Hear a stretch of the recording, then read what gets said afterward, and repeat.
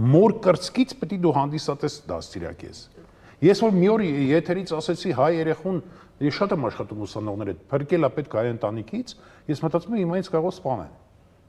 Բայց ոչ մեկ ինչ հետաքրեց։ Խնդիր կա դա, եւ դբրոցը տեսեք ոնց է թերացել։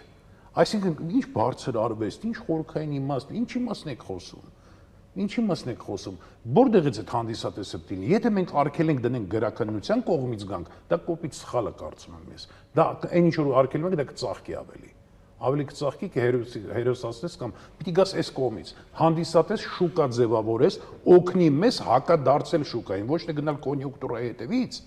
որովհետև ես կապիտալիզմ չեմ սիրում, ես չեմ թաքցնում։ Կապիտալիզմը դա ամենասարսափելի բանն է, որ կարա լինի ընդհանրապես, որ ամեն ինչը չափվում է դրամական արժեքով։ Դրա համար Ամերիկայում Walt Whitman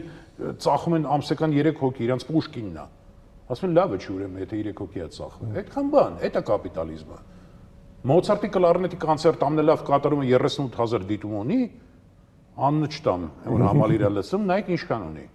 Այսինքն կարանք ասենք, որ այդ մարդը մեկը Մոցարտից լավն է 150,000 անգամ։ Այդ ասում կապիտալիզմը։ Դրա համար դրա դիմաց այդ պետք է անի քաղաքապետությունը, ընդամենը դա պետք է անի։